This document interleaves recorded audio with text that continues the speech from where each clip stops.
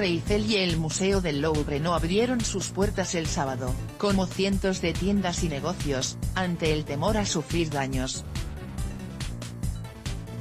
Una multitud de manifestantes con chalecos amarillos, molestos con las políticas del presidente Emmanuel Macron y los elevados impuestos en Francia, intentaron marchar el sábado hacia el Palacio Presidencial rodeados de extraordinarias medidas de seguridad que tratan de evitar nuevos brotes de violencia a una semana de los peores disturbios en décadas en la capital francesa. Filas de policías antimotines bloquearon el paso de los disconformes por la avenida de los Campos Elíseos hacia el corazón del poder presidencial.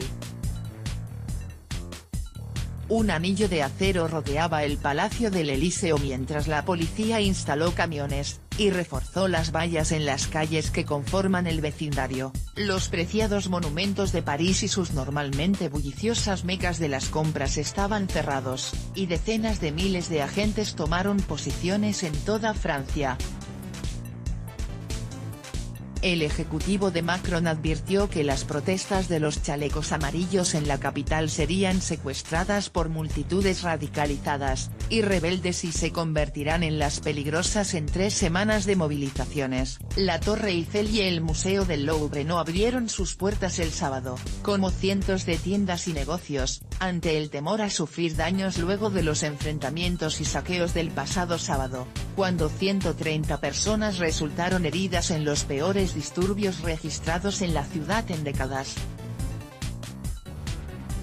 Varias docenas de manifestantes ataviados con banderas francesas, y los chalecos amarillo neón que dan nombre al movimiento se congregaron antes del amanecer cerca del Arco del Triunfo, que fue víctima del vandalismo la semana pasada.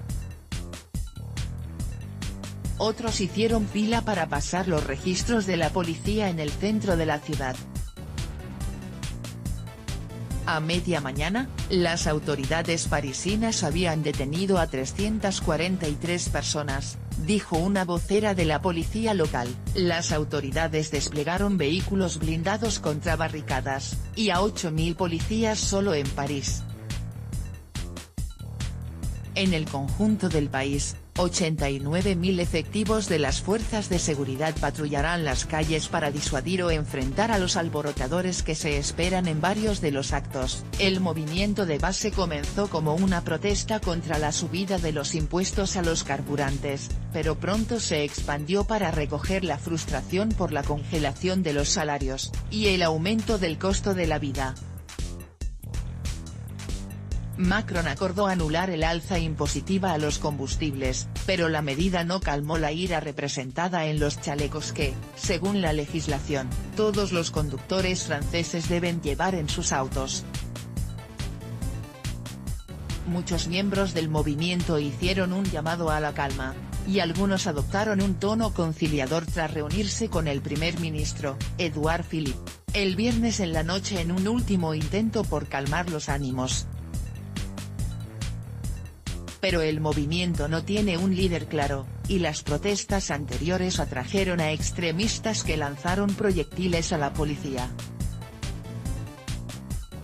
El propio Macron, que es el blanco de gran parte de la ira de los disconformes, ha permanecido prácticamente oculto los últimos días, dejando el peso de las negociaciones con los manifestantes en manos del primer ministro y de su gobierno. 4 personas murieron en accidentes desde el inicio de las protestas el 17 de noviembre.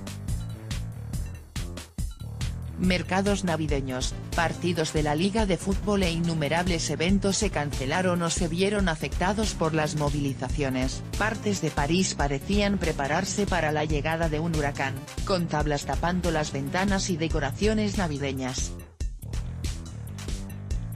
La policía retiró de las calles cualquier elemento susceptible de ser utilizado como un arma, especialmente en obras en zonas consideradas problemáticas. Los manifestantes bloquearon carreteras, rotondas y casetas de peaje en otras partes del país.